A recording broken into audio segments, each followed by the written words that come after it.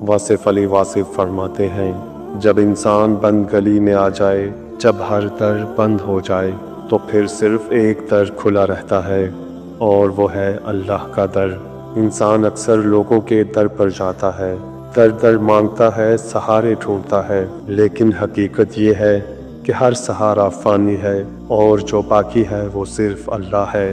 دل سے اللہ کو یاد کرو اور مانگو، نہ کسی خاص کلمے کی قید، نہ کسی گنتی کی پابندی، بس دل سے، خلوص سے، خاموشی سے۔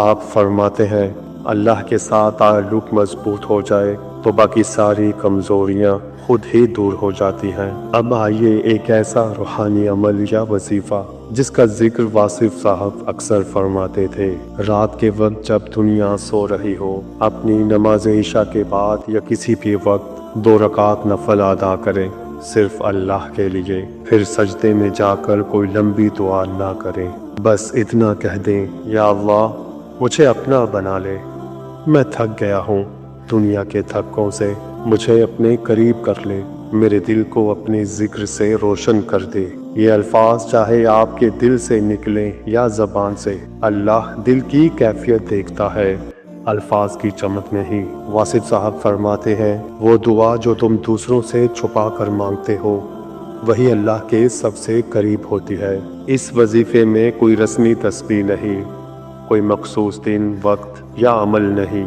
یہ عمل ایک تعلق کا نام ہے، ایک اندرونی رابطہ جو صرف اللہ اور بندے کے درمیان ہوتا ہے۔ روزانہ یہ عمل کریں، دنیا کی دعائیں پوری ہوں یا نہ ہوں، دل کو سکون ضرور ملے گا، کیونکہ واصف صاحب فرماتے ہیں دعا جب سنی جاتی ہے تو مسئلہ حل ہوتا ہے، اور جب فوری نہیں سنی جاتی تو صبر عطا ہوتا ہے، اور صبر سب سے بڑی نعمت ہے۔ جب آپ دل سے مانگتے ہیں تو آپ کے مانگنے کا انداز خود بخود بدل جاتا ہے، پھر وہ مانگنا صرف دنیا کے لیے نہیں ہوتا، پھر وہ مانگنا اللہ کی رضا کے لیے ہوتا ہے۔ واصف صاحب فرماتے ہیں، سچی دعا وہ ہے جس میں بندہ صرف اپنا مسئلہ بیان نہیں کرتا بلکہ اللہ سے اپنا تعلق مانگتا ہے۔ آئیں روز ایک لمحہ نکالیں اپنے دل کے ساتھ، اپنے رب کے حضور، نہ کسی مولوی کی ضرورت، نہ کسی واسطے کی، بس ایک سچا دل، ایک سچے التجا۔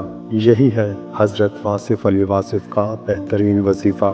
آخر میں بس ایک بات یاد رکھیں، کسی سے نہ مانگو، اللہ سے مانگو۔ جب مانگو تو سب کچھ مانگو، اور جب مانگو تو صرف اسی سے مانگو۔